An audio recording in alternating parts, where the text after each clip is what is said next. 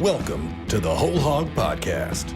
My main concern is I just want to do the best damn job I can for the University of Arkansas. I got a question for you though, Scotty. You know that there's other players on our team besides Desi. Look what we're slated to do. Look at what we've done the past 2 years and who we've got. Like, it's the greatest opportunity in the nation. Man, why not Arkansas? Now, here's your host, Seth Campbell. You know, those things will start to smell bad. And then all of a sudden you're going, you know, what's that smell? What's going on out there? No, there's nothing going on out there. That's your breath. And I don't even know how they decided what, you know, the seating. I mean, do the fake people have a lottery of where they sit? Because I know this, some of those fake people have way better seats than other ones. And you know, I want to be one of those fake people on the 50-yard line about row 12. But, you know, some of them are still up in the rafters, you know. So, I mean, you know, in this world, in this day and age, in these funny times, even a fake person can get screwed, you know? So, yeah. So live clean, live smart, and maybe when you become a fake person, you'll get good seats at the LSU game. And drink more Coke. If it's one day we'll be drinking fake Coke, so let's enjoy this while we can. Welcome into the WholeHog Podcast. And man, that Mike Leach, he is always good for a good quote every now and then. And hey, that is how you can prepare for Mike Leach game day. And it's also not just Mike Leach game day and game week. It is Mississippi State game week. Seth Campbell joined alongside Matt Jones and Scotty Bordelon. We've got a loaded podcast for you today. We are going to talk about, well, just the Razorbacks a little bit after their first game and what we liked, what we didn't like. We also have Tyler Horka. He is a beat writer, the Mississippi State beat writer from the Clarion Ledger. He will join us. And then we've got a new segment, guys, called Sick and Tired. So this is your opportunity, open mic for each and one of you. You're going to get a little opportunity to complain. And isn't that what everybody wants? Is just one opportunity to complain. They're shaking their head at me right now. I don't know. You may see something different, but I don't necessarily like to complain a lot. And I really don't like listening to other people complain. Well, this is going to be a great segment for you. We're going to exercise some of those demons, Scotty. I don't know if you had any, if you don't like to complain, but we'll go with it anyway. All right. So first, let's start the podcast off with the roundtable like we do every single week during game week. There's a lot of things to talk about, so we'll jump right in. Mississippi State is coming off a big 44-34 win over the defending champion LSU Tigers. First question to you, Scotty. Do you think there is any chance that there could be a lull after such a big opening day win? I think there's always a chance. And I think, you know, listening to Mike Leach's Monday press conference, that was a question that was asked in a couple of different ways. And then on the SEC teleconference on Wednesday, it was asked again in a couple more different ways. And so, like, I think he's really preparing his guys to not have that letdown or that lull, because that's like the last thing you want is to experience like the highest of highs that you've experienced in a long time, and then give Arkansas its first SEC win in like a decade. It's been since 2017, but it feels like a decade. But that's like the last thing you want. And so his big point of emphasis this week is just keeping his guys focused and sharp. And Mike Anderson used to say that a pat on the back will set you back.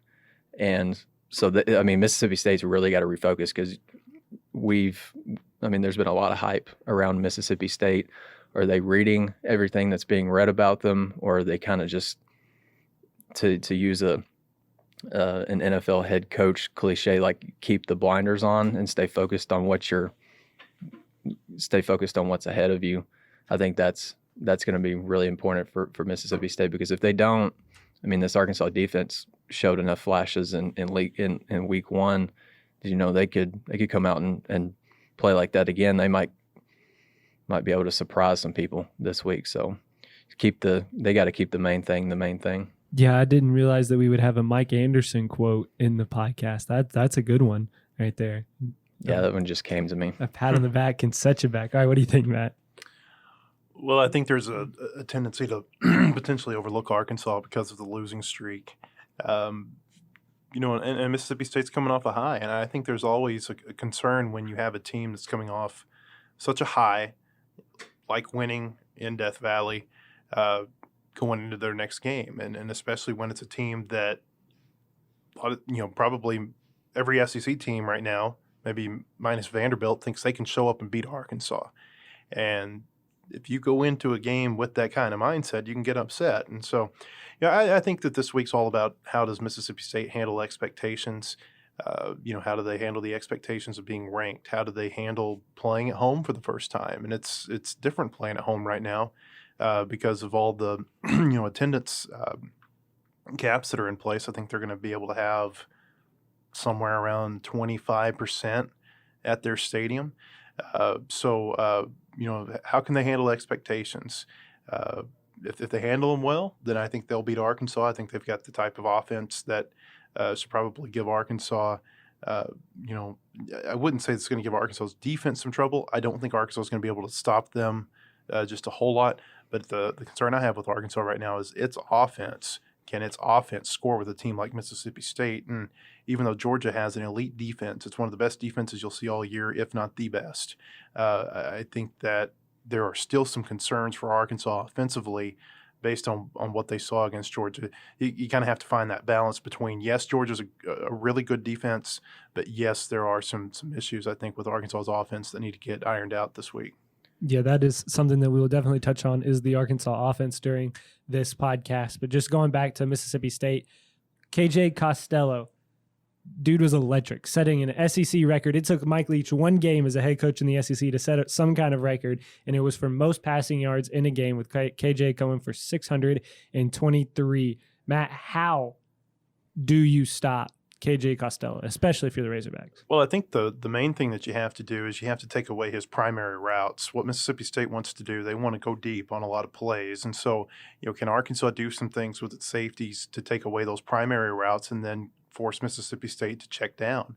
And then if they can make them check down, then it becomes a matter of, can Arkansas's, primarily linebackers, are they going to be able to make the types of plays in space that's going to force Mississippi State into some second and third down, situations. So I think that's how you slow down Mississippi State. It would help if you could get a pass rush on them. I don't know that Arkansas is going to be able to do that. They didn't get just a whole lot of pass rush against Georgia the other day. I think some of that had to do with Dorian Gerald going out in the second quarter. If they can have him this week and he's healthy, I think that helps. But I think that there's some concern with him if he's not practicing, even if he is able to play, how ready is he going to be able to play this game? So, I think that's how you slow down Mississippi State. Number one, you'd love to get a pass rush, but if you can't, are you able to do some things in your secondary that takes away their primary options, which are those go routes where, they can pick up 30, 40 yards in the blink of an eye? Yeah, number one, I don't think Arkansas is going to be able to stop KJ Costello. I just don't think that's going to happen. When was the last time an Arkansas defense absolutely stopped a quarterback? I can't recall. Probably LSU and Ole Miss back in 2014 when they broke that streak. Yeah, maybe. Those are they pitched shutouts in those games. So, but that was Bo Wallace, not KJ Costello. Right. Just looking at this, there's a website called SEC StatCat that gives you great analytical breakdowns of every team in the SEC. And you look at their catcher stats, and they have their target routes broken down. And so KJ Costello's, of his 60 pass attempts, 9 of them went on drag routes. And so drags, meshes, cross the middle of the field, you've got to be able to maybe take that away. Or another thing that's going to be really big is just tackling in space, because Mississippi State, according to Ed Orgeron, racked up 383 yards after catch against LSU. That's like, I don't know if that's the most in college football, and it has to be the most in college football in a long time. That's for Arkansas, that's 2 games worth of passing yards, but that's just yards after catch. You got to be able to tackle in space. And I think what you're going to see from Arkansas's defense is maybe three down, 2 linebackers, and then you're going to get 6 DBs on the field. You've got to maximize the number of guys who are really fast. in your secondary to try to match up with Mississippi State's receivers.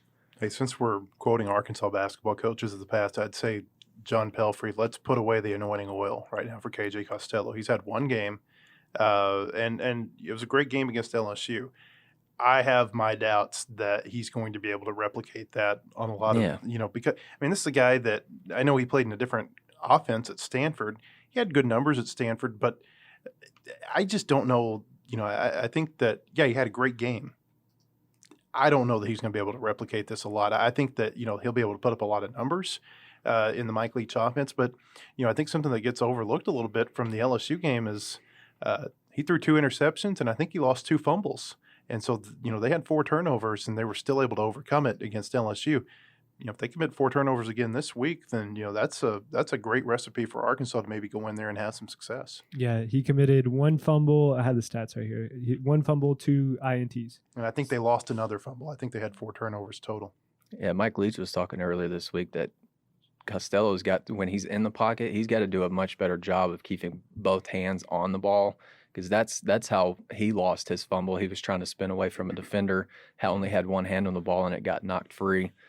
He was pretty good, obviously, against LSU.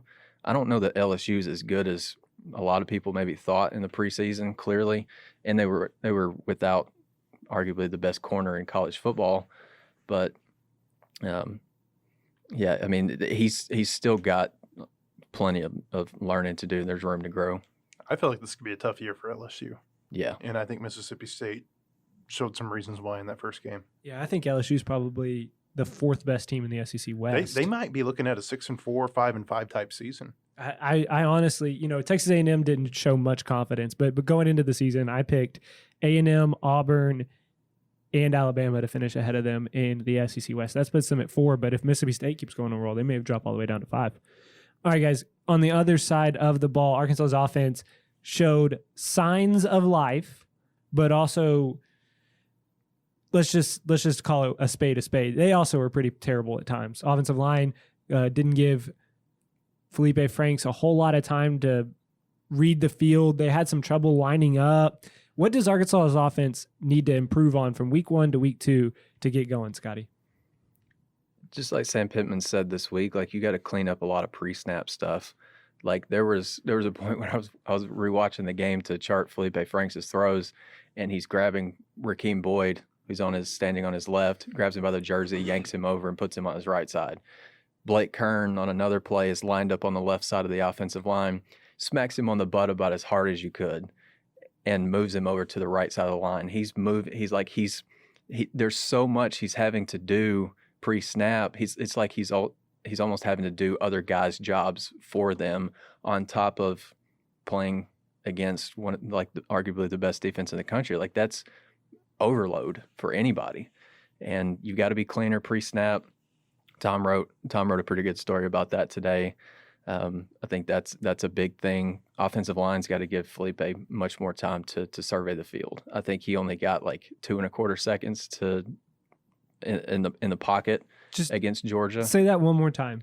How many seconds? About 2.29 seconds on an average drop back. Per drop back to get the ball out. So you think about a guy, a quarterback has to read the defense beforehand, but once the ball is snapped, he goes through a progression, right? Most of the time, Arkansas, if Felipe is throwing the ball, he's got 4 receivers. But half the time, going through and charting Arkansas's plays as well, it's a read option. So Felipe, when he's dropping back and he is going to pass it, he has to read an end first before he goes back and looks at the secondary. If you're giving a guy 2.2 seconds, that's not enough time for him to get to even his second read in the secondary. And the problem is that he's not able to read the defense because he's moving his players around the entire time pre-snap and then having to get the ball off so they don't have a delay game penalty. They had an issue the other day where they had a player run in motion the wrong direction. It was really just a mess. And it's kind of I think that some people might want to say that, this is an indictment on the offensive coordinator, on a lack of preparation.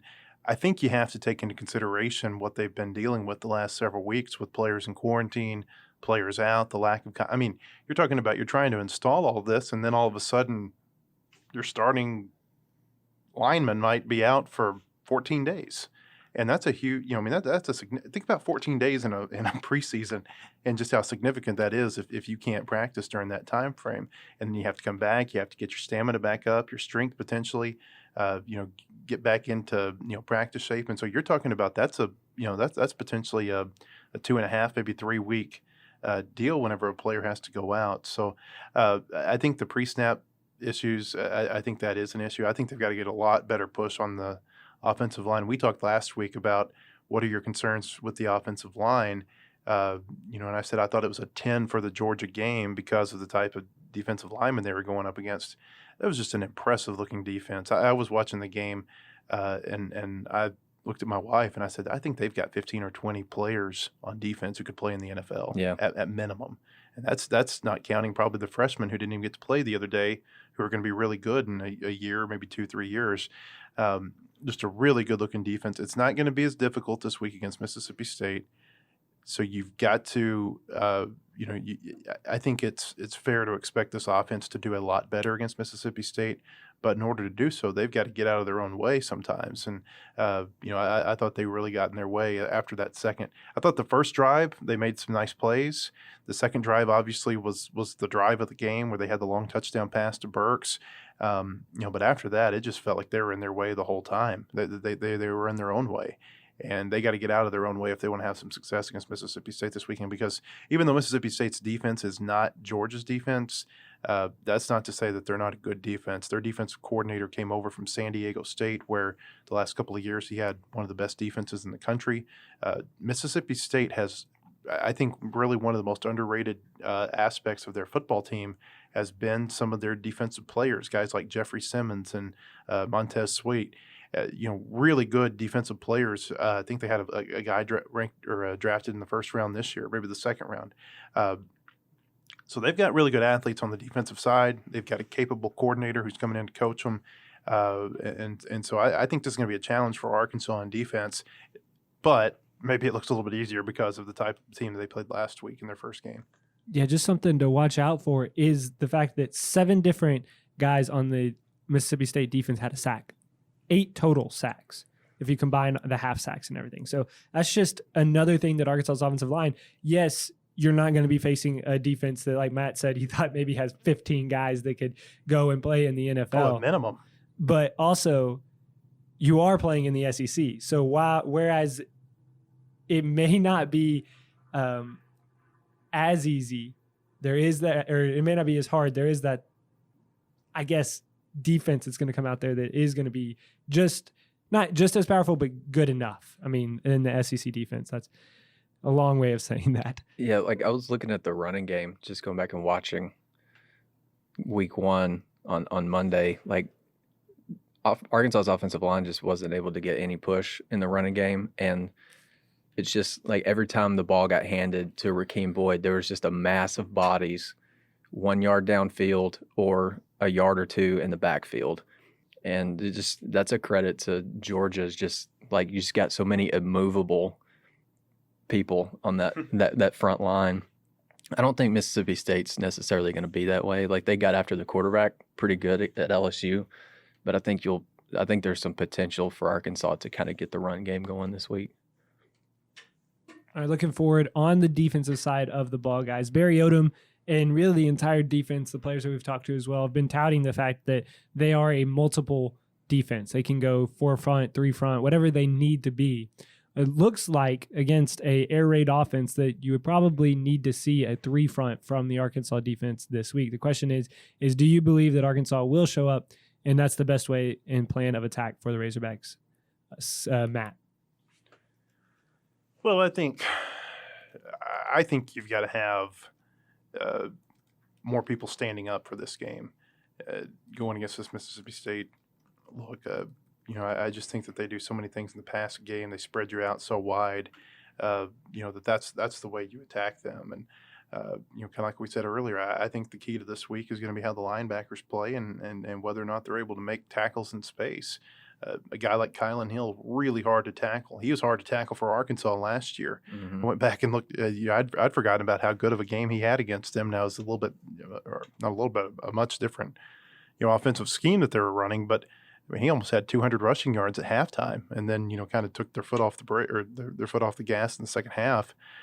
He can make it really tough on you, and they found him a lot in the passing game last week. He only ran 7 times for 34 yards, but he had 8 catches for 158 yards and had a 75-yard touchdown, and most of it, like we were talking about earlier, was a lot of yards after catch. And so, how well did the linebackers play this week? I think that last week against Georgia was more kind of your traditional downhill, old school linebacker type play, and you saw Bumper Pool and Grant Morgan really play pretty well in that type of in that type of game. This is going to be a lot different for them because now they're going to be. I don't think they're going to be coming downhill to make too many plays in the run game. It's going to be all about how they can defend over the middle of the field with those crossing patterns and some other things that State will do in the passing game. Yeah, for sure. The drags and the mesh, like that's you're going to be asking Bumper Pool and Grant Morgan to go out and make 24 more tackles probably this week, and it goes back to like you just got to be able to tackle in space. And I think you get good speed on the field. Also, I wouldn't be surprised if Arkansas threw out Buster Brown, Jerry Jacobs as your corners, Joe Fouché at safety, Miles Mason at safety, Greg Brooks at nickel, and then kind of have maybe like a Miles Slusher type, just kind of as a floater.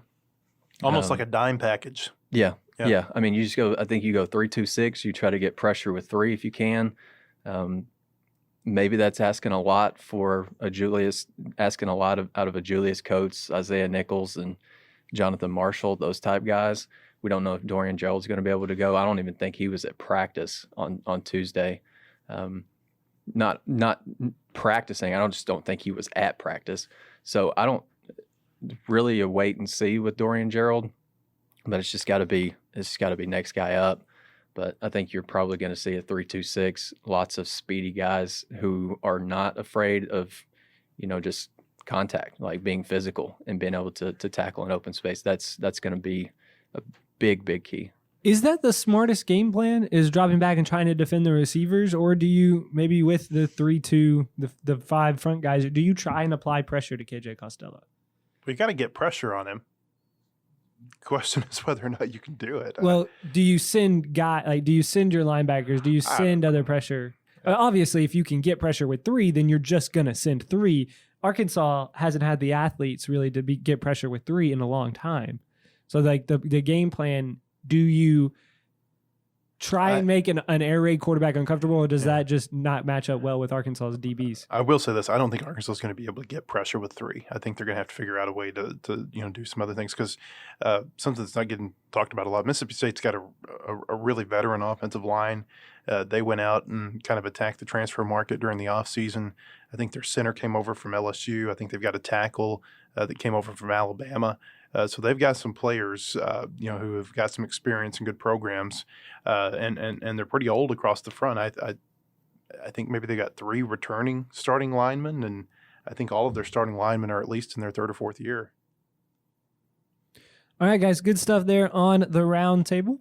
I should take that back. They've got a left tackle who was a 5-star recruit who is a redshirt freshman this year, but a really good left tackle who was a 5-star recruit. Yeah, you got some insight there, Matt Jones, with giving you a little bit of Mississippi State scouting report, which, by the way, if you haven't checked out the Whole Hog pregame show, that'll be coming out here soon as well. So make sure to check that out, where Matt Jones will give you an even more in-depth look at the Mississippi State Bulldogs. All right, guys. Well, that'll wrap us up for this segment. But make sure not to go anywhere, because coming up, we'll have Tyler Horka after the break, and he's going to give us a little insight to what it's like covering Mike Leach and the Mississippi State Bulldogs.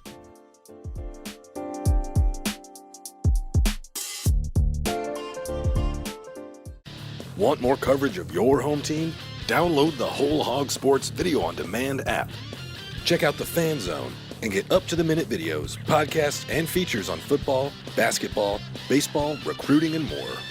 Search for Whole Hog Sports on Apple TV, Roku, and Amazon Fire at home. And take it with you on the go by downloading it for your mobile device in your app store. The Whole Hog Sports Video on Demand app. Get it today.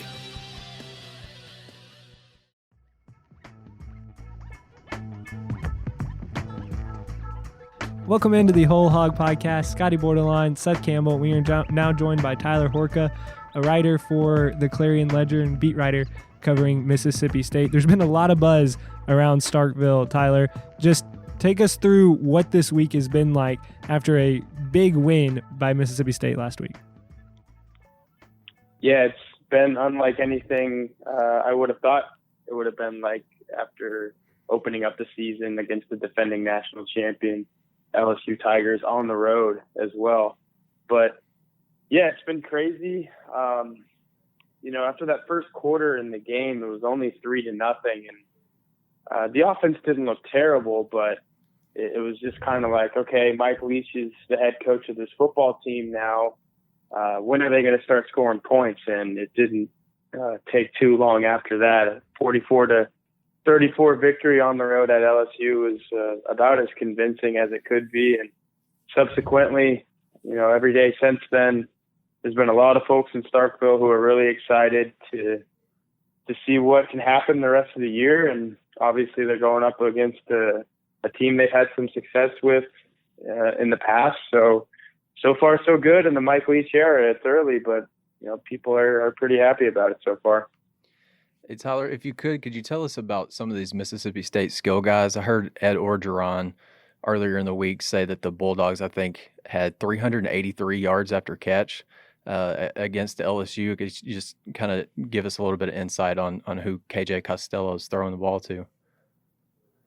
Yeah, it's pretty wild because most of the guys accounting for that are guys that Arkansas and LSU and everybody in the SEC saw last year. Osiris Mitchell led the team with 183 total receiving yards, and that's a guy that led the team last year with 430. So obviously the Mike Leach offense just kind of lends itself to guys getting open in space and making these plays. He talked about all the yards after the catch. Javonte Payton, another senior wide receiver, is a shifty guy coming out of the slot. He was on the team last year. I don't have his total yards in front of me from last year, but it wasn't a lot, and he went over 100 yards as well. And then obviously Kylan Hill accounted for a lot of those yards after the catch too. Took a 75-yard little out route into the flat for a touchdown. And the crazy thing about that score was, yeah, he used his speed, he used his strength, he kind of used his entire skill set, and that's what's had people so excited about the air raid coming to Mississippi State, because you've got a guy who led the SEC in rushing last year, and he did it by just running between the tackles and going north and south. But now he's going to be utilized all over the field, not only in the running game, but really more so in the passing game. So, yeah, you said it. Mississippi State has a lot of skill guys, and their skills are actually being utilized this year because of this offensive system. Tyler, I want to talk about Kylan Hill just a little bit. You mentioned that he's being used more out of the backfield as a receiver than as a running back. Is that something that we're going to see? I know Mike Leach likes to throw it around, but is that going to be something that is just going to be common? Is that Hill's probably only going to get 7 touches like he did against LSU out of the backfield running the ball, but everything else is going to come through the air? Yeah, absolutely. And Kylan Hill was notified of that when Mike Leach first stepped off the plane in January. Kylan Hill was at the airstrip, and that was one of the first guys Mike Leach talked to and said, hey, look, I know you're probably the best player on this offense, and I know you led the SEC, and I know in rushing, and I know that you've kind of been a traditional tailback, especially in the Southeastern Conference, your whole career, but this is how we do things, and just looking at your film and knowing who you are, I think you can be really good at the way we do things. So that was, highlighted in week 1 when, like you said, he only had 7 rushing attempts for 34 yards, but he was targeted the second most times on the team behind Osiris Mitchell. I think it was 12 to 11 in that category. So, he's going to be coming out of the backfield, catching a ton of passes. That's not going to change against Arkansas this week, and that's not going to change the rest of the season. Tyler, what was your take on the bandwagon video? Did you think that should have been pulled out after week 1, or maybe was it the right time, or maybe should have waited a little bit longer? Yeah, I don't know. In just the general sense of what a bandwagon means for sports fandom, I think it was a perfect time because who knows if this gets any better than what happened for Mississippi State in week 1. Like, they're not going to have another chance to defeat a defending national champion the rest of the year. That's fair. Yeah, but, just the hype and I guess you guys started this segment off with that. The hype that came after that victory is it's been pretty astounding, and I think Mississippi State's PR department's trying to capitalize on that in any way they can. And also, you got to realize that there's going to be opportunities for that kind of fun stuff to pop up throughout the year, no matter what the team's record is. I mean, it's Mike Leach.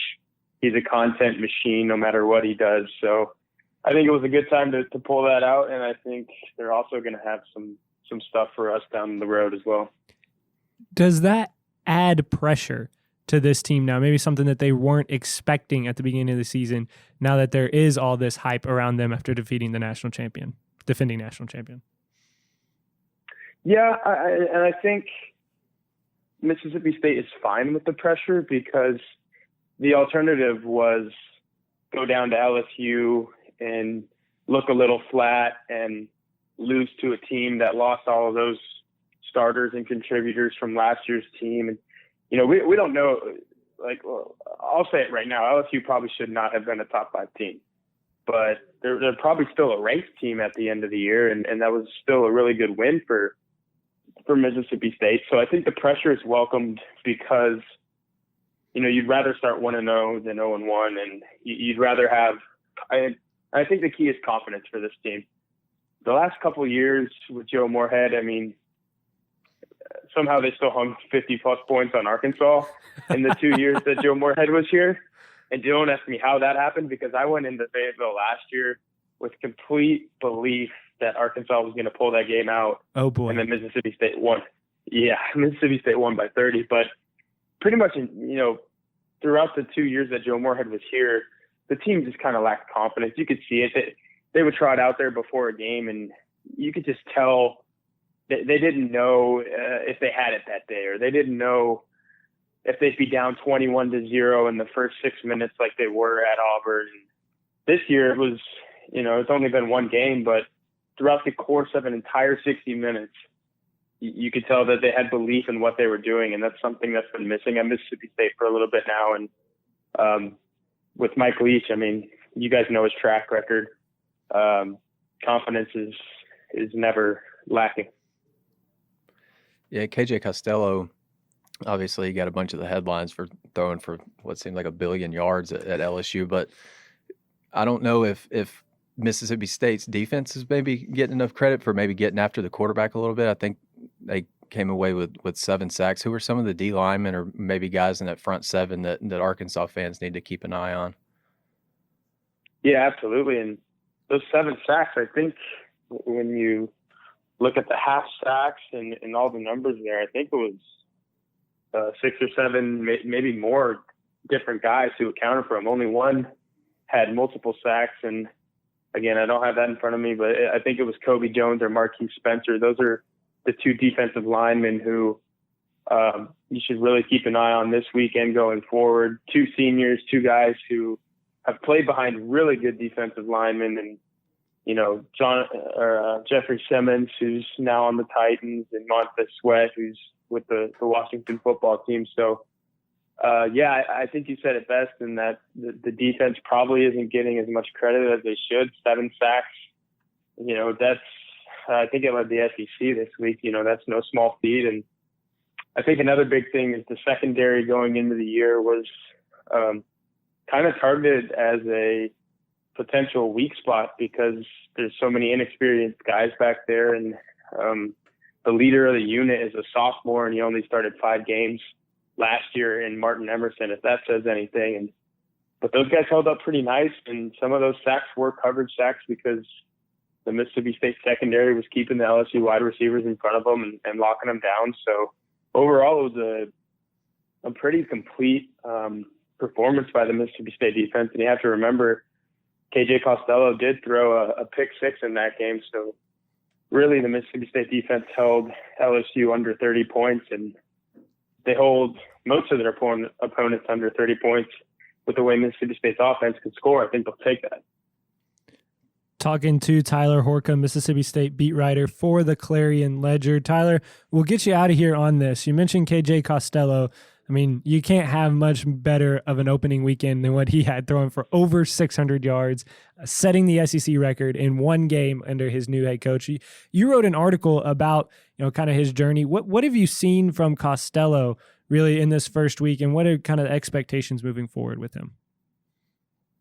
Yeah, as impressive as he was on the field, and you said it, 623 passing yards. I mean, he looked great. He looked the part of a Mike Leach air raid quarterback, but he's been awesome off the field too. And it's not often, and you guys know this covering a team, that school SIDs have to cut a player's media availability short by saying, hey, we only have time for a couple more, because usually these players don't have much to say. They're not too used to being in the spotlight like coaches are in the sense of press conferences and whatnot. But KJ will go on for minutes and minutes on just one question. And I guess maybe that some of that is his Stanford background. He's a pretty intellectual guy, but he just seems very,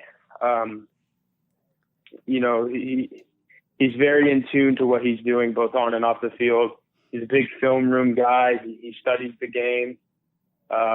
He's the one that went up to Mike Leach and asked for tape on Gardner Minshew, Graham Harrell, some of the air raid quarterbacks that Mike Leach has mentored in the past. So you could tell that, he didn't come here just because, it's Mike Leach and maybe my last year of eligibility, I can put up all these stats and have a good year. He wants to be one of the better air raid quarterbacks that Mike Leach has ever had, and that's hard to do given all the ones that Mike Leach has coached in the past. But I mean, he's 1 week into it, and he's right there up with the best of them. So I think Mississippi State fans could not be happier to have an experienced guy like KJ, who threw for all those yards and touchdowns at Stanford, come in here, because without him, they probably don't upset LSU based on the quarterbacks they had on the roster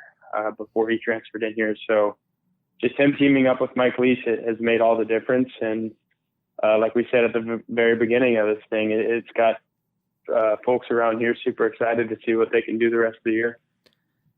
Yeah, you can't get off to a much better start if you're trying to be the best air raid quarterback Mike Leach has ever had, by throwing for 623 yards. That's a good start. Absolutely. All right, well, he is Tyler Horka. You can check him out on he's a Mississippi State beat writer. You can check him out on the Clarion Ledger. Tyler, we really appreciate your time. Yeah, thanks for having me on. Enjoy the game this weekend.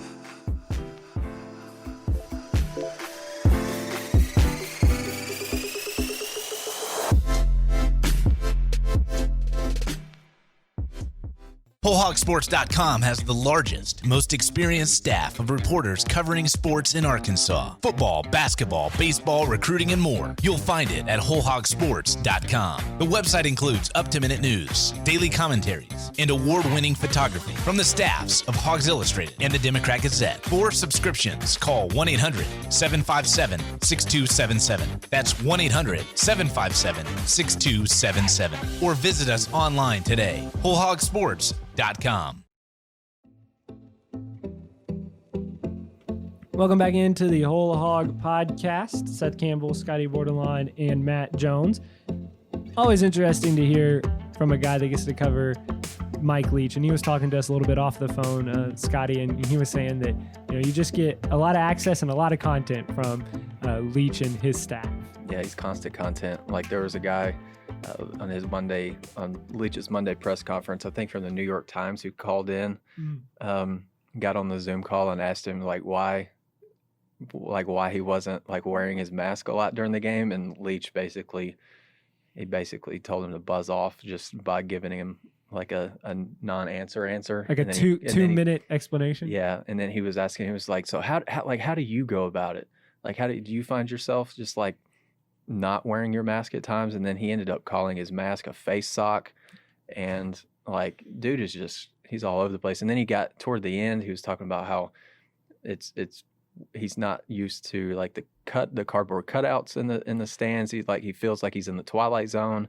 And then he said, a lot of y'all are probably too young to remember the Twilight Zone. And he was constant. He's constant. And I mean, some of that stuff that we started the show with, some of his quotes as well. Yeah, he's always good for entertainment value for sure. All right, guys, it is time for a new segment. Dalton Wagner got on a Zoom call, it was probably like 2-3 weeks ago, and he said that the Razorbacks were sick and tired of being sick and tired. Sick and tired of being sick and tired at the end of the day. Which gave me the idea for this segment called Sick and Tired. What's going to happen is you just kind of look around the landscape of college football, of the Arkansas Razorbacks, and whatever it is, and this is your opportunity to, just for a little bit, get something off of your chest, something that maybe is bothering you. I'll go first to give you guys kind of an example. So I'm sick and tired of artificial crowd noise. I don't think it adds anything to the game, especially for people that are having to watch on TV, which is a majority of us now, especially since they can put 16,000 in the stadium. The crowd noise sounds the same, no matter if it's a first down, if it's a touchdown, or if you're like the Razorbacks are on defense. And Scotty made a good point when I was talking to him in the post-game reaction show. The crowd noise will continue like 3 or 4 seconds after somebody has already made a first down or something. Yeah, and it's really strange. It's so delayed. I just don't like it, in all honesty, especially in like pro sports and in baseball. I know that you have to kind of watch it because there might be some language on the broadcast, but I'd almost rather have somebody having to sit back there and hit the dump button because somebody's saying a curse word and just listen to the sounds of the game. This is one of the most unique times in sports to where we're going to actually be able to almost get an insight into what's happening in the sports realm, but we're covering it up with artificial noise.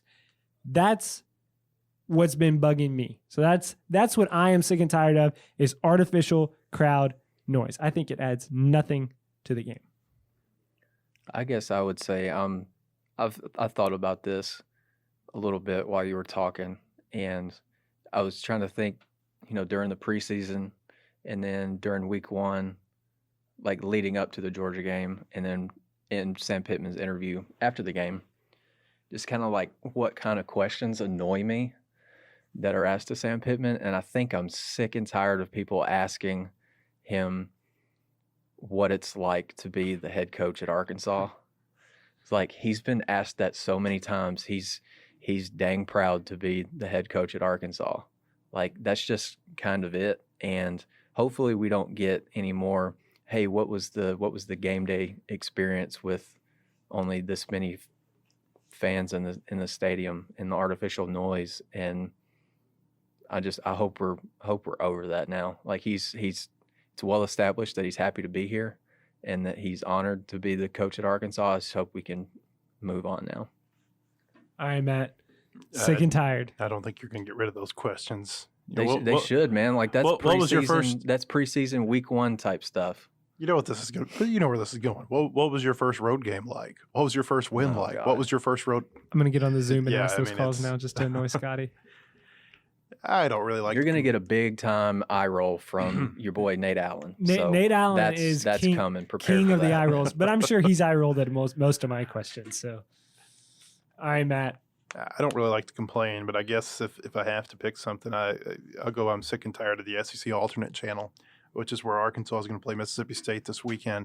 I don't quite understand why it is that you can have 7 SEC games some weeks, and the CBS and ESPN networks can accommodate all of them, and then you have other weeks where they can't, and you get a game like Arkansas Mississippi State that's getting pushed over to the alternate channel now. And I'm in my 30s. I've got enough wherewithal and technology that I can find it easily. But there's a lot of people who are going to have trouble finding this game this weekend. There's no doubt about that. And there are people who really rely on cable satellite to be able to watch games. You wonder if they're going to be able to find this. There are people who are going to have to kind of get creative to watch it, and maybe not creative is the right right word, but you got to have a login to one provider, then you have to go in and watch it through ESPN. And so I just don't understand the alternate channel. And, when you've got as many channels as we've got right now, why can they not accommodate this? It's interesting. This is going to be just the third time that an SEC versus SEC matchup is going to be shown on the SEC Network alternate channel. It happened last week, Vanderbilt and Texas A&M. That was the second time. And then the only other time that it's happened was last year, a Missouri-South Carolina game. So I'd like to see that go away. And I would love to understand the dynamics behind there being some weeks where the networks have enough inventory to fill all the SEC games. Like, for instance, on October the 10th, when Arkansas plays Auburn, all 7 games are going to get shown without using the alternate channel. And then there are weeks where, like this week, they're not going to be able to. Or the Ole Miss week, there's already, I know that before the season they said the SEC alternate channel is one of the ones that could show the Ole Miss game, even though they haven't decided the final TV plans for that. So I'd like to see that go away. Good stuff there, guys. Does it feel better to get it off your chest? Not really. I think I just kind of made that up to appease you and fill my time on this segment. To appease me. You got it off your chest. This is a venting session. We're sick and tired. Yeah, I would just say the questions that Sam Pittman about being the coach here, they just kind of annoy me. I mean, that's kind of it. Like, I don't spend just like a ton of time thinking about it. We're not trying to be super It's negative. kind of annoying to like transcribe the same answer that you've gotten 4 or 5 times before. Let me go back to Seth's point for a second. I was at a soccer game a couple of weeks ago, and they had the crowd noise. I mean, just turned up, maybe not to 10, but it was up. It was probably the loudest crowd noise I've ever heard at the Arkansas soccer games, which, I mean, they actually get pretty boisterous. I mean, for a home soccer game, it's a pretty nice atmosphere whenever, there's 1,500, 2,000 people, whatever the stadium can hold in there. But yeah, that was a little overkill having the crowd noise turned up. I guess just because there weren't as many people in the stands. I think you have to find a right balance. I thought it was interesting on the radio show the other night that Grant Morgan was asked about the crowd. He said if there were 16,000 people there, we didn't realize it. He said because it sounded at times like there were 60,000 people, and then he goes, and maybe that was just the piped-in crowd noise. Yeah, definitely. And I think being there, it was definitely the piped-in crowd noise. It was a very subdued crowd. All right, guys, we got some things off your chest. If you're listening and you want to get some things off of your chest, you can always leave a comment wherever you are listening to us here on Whole Hog Sports. Or if you're a subscriber to WholeHogSports.com, you can go into the forums there, which is a great community. And people like to get a lot of things off their chest there in the community of WholeHogSports.com. All right, guys, we're going to wrap up today with a By the Numbers segment. So we're going to dive into a few numbers. We mentioned them a little bit earlier, but I'm going to give you some numbers. We're going to go over, under, and we're going to see where this turns out. Hopefully we'll revisit this next week so that I can either shame you guys or give you a nice little round of applause. All right, let's start.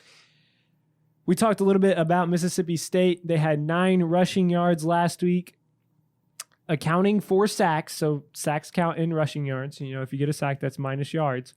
Over, under that they have 20 yards of rushing against Arkansas this week. Matt. Over. Way over. Way over. Why? It wouldn't surprise me if Kylan Hill has a 20-yard run against Arkansas. Yeah, I was about to say that. He's probably going to have it on the first series. Yeah, I don't think – I've never covered a Mike Leach team. What I know of him has just been kind of in passing because I haven't followed Texas Tech or Washington State just awfully close. I know they throw the ball a lot, but I just don't feel like you can go a whole season with only running Kylan Hill 7 times like they did against LSU. I think that there are going to be times where the passing game's not working. There are going to be times where it's raining potentially, and you've got to modify your game plan. And so they've got a great running back in Kylan Hill. And so I think that they're going to utilize him more in the run game this week against Arkansas, maybe than they did against LSU. And maybe if for no other reason than just to throw Arkansas off a little bit. I mean, LSU didn't have any game plan to prepare against Mississippi State. And I think that's something that doesn't get talked a lot about is that LSU kind of went into that game flying blind. Now Arkansas's got all this, passing game footage to prepare for. And so it wouldn't surprise me if we see Mississippi State go to the ground just a little bit more than they did against LSU last week to try to throw the Razorbacks off. Again, they've got a really good running back, Kylan Hill. We talked about what he did against Arkansas last year. I think he had runs in that game of like 62 and 58 and 37 yards.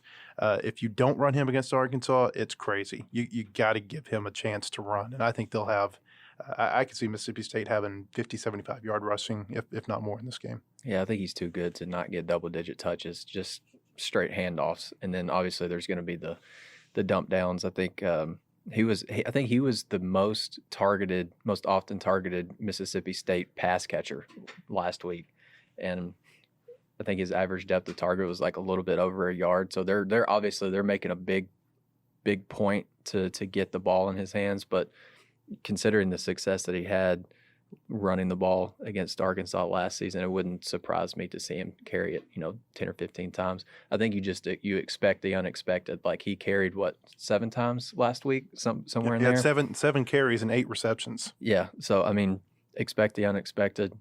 I think that's just the best way to put it. I'm going over as well. I think Kylan Hill will find some running lanes. Yeah. He could probably still carry the ball 7 times this week and go for over. Of course, he did go for over. It's just the sacks that Mississippi State gave up brought down the rushing total to 9 yards. But yeah, I think he's going over as well of the 20 yards that we set out there.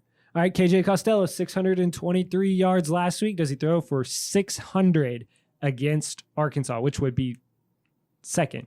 He would break all the other SEC throwing records. The only one that he wouldn't break would be his. No, he's not going to throw for 600. I expect him to be somewhere in the range of 350 to 400. Yeah, I'd say between 400 and 500 potentially, just with how much they throw the ball. I mean, just think about what he did last week. I think the previous SEC record was 544 yards by Eric Zier in 1993 at Georgia. And so that's how long that stood. I think that, with Leach coming in, there's going to be a lot of, it's similar to like when Bobby Petrino came in at Arkansas, and all of a sudden within 4 years, every passing record was held by a Bobby Petrino quarterback or receiver for the most part. I mean, even Casey Dick, I think, broke some passing records in his last year with the Razorbacks, and he hadn't had a lot of passing success under Houston Nutt. So I think they're going to have a lot of success through the air. But to see a 600-yard game, I think that's still going to be really rare, and I got a feeling we're not going to see that just a whole lot. So no, I see this being like probably a 400 to 500 type yard game for Costello. And if Arkansas can hold him to like 350 or under, I really think Arkansas's got a good chance to win if its offense is able to correct some of those mistakes they had in the first game. And this isn't NCAA 13, like with the settings on junior varsity. Like it's not like. SEC DBs are pretty good. Like you're not probably gonna see that again this year, if I had to guess. Going to the Arkansas defense, over under that they can sack KJ Costello 4 times. Matt, I'd say under. I think they do a good job of getting the ball out of their hand fast, and then you've got the dynamic of whether or not Dorian Gerald can play this week. If Gerald's out, then that's your best pass rushers off the field. And so I'm going to go under. They didn't have a lot of success against Georgia getting a pass rush. They were able to get him rolling out some and have some success, like on the bumper pull play where they were able to get to him on the sideline. But I can't see them going over 4 sacks this week. Just for context, LSU had 5. And that's kind of the reason why I set the over-under at 4. Scotty? I think a couple of Arkansas sacks last week were like just kind of gifted to him. You know what I mean? Like the Dorian Gerald sack that he got credited for was like a hot snap that DeJuan Mathis just wasn't ready for.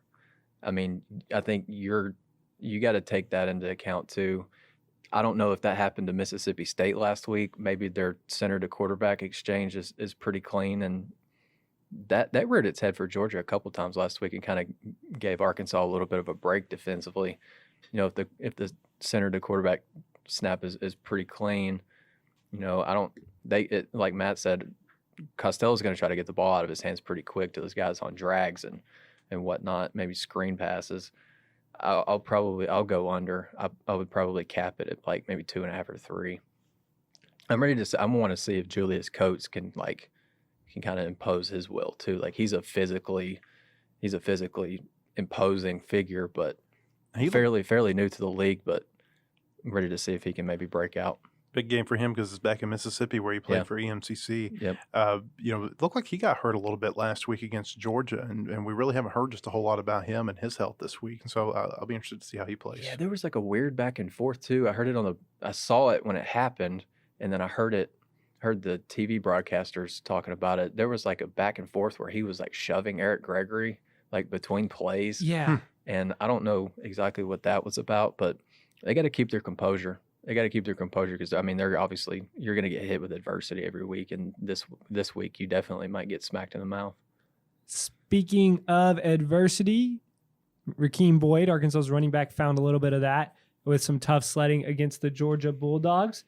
Over under that he can bounce back against the Mississippi State Bulldogs and can go for 100 yards. Scotty.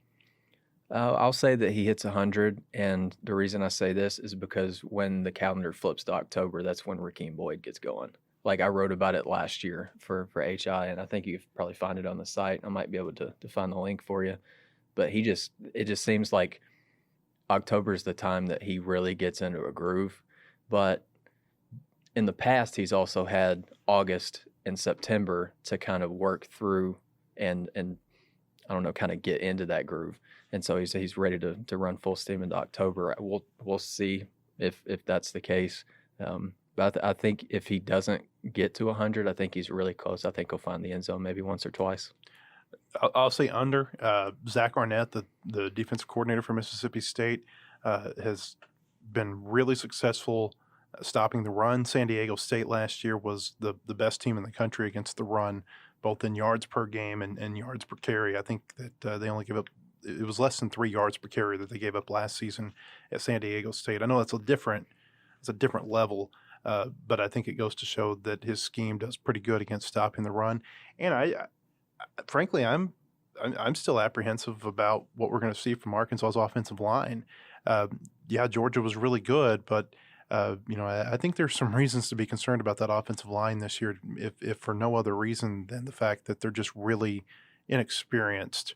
For the most part, you take out Myron Cunningham and you take out Ricky Stromberg, and there's a ton of inexperience. And then Stromberg and Cunningham, they're just in their second year, and they're the ones with the most experience on the field, or at least within that unit. Boyd had a good year against Mississippi State last year. The other thing that's interesting is, does Arkansas get behind in this game, and then they have to just throw the ball all over the place, and they have to abandon the run game? Sam Pittman wants to see them run the ball. I think that he wants this to be a run-first offense, and that they can set up the passing game off of their running ability. But I got to tell you, I don't know that they're going to be able to run the ball just a whole lot against Mississippi State this weekend, and so I'll go under. All right. Last one here, guys. So we wrap it up on the Whole Hog Podcast. Over under 44 points total for Mississippi State. They scored 44 against LSU. You going over or under? Matt. I'll go under. I think that they're going to have a good day. I'd say probably high 30s is what I expect them to score. I think Arkansas's defense, and this has been overlooked a little bit the last week, I thought they played a heck of a game against Georgia. And I know Georgia was in their first game under a new offensive coordinator. They had the quarterback issues. But, you really think about where I think they averaged like their own 45-yard line was their starting field position. Yep. And then in the second half, they had a pick six for a touchdown. They had the blocked punt that set up a 24-yard drive. The defense really was only maybe a 3-touchdown defense in that Georgia game, and that's against a really good Georgia team. And I know Mississippi State, it's a completely different dynamic that they're going to be facing this week. But I just have a lot of doubt that Mississippi State's going to be able, in their first year under a new offensive scheme, going to be able to have that type of success game in and game out. It doesn't surprise me that they're going to be able to have it sometimes, but I don't know that they're going to be able to replicate that every week. And so I like what Arkansas's defense did last week, and I like them to be able to hold Mississippi State down some this week. And then, like we've said a number of times, then it just becomes, can Arkansas's offense score enough points to hang with them and make it a game in the fourth quarter?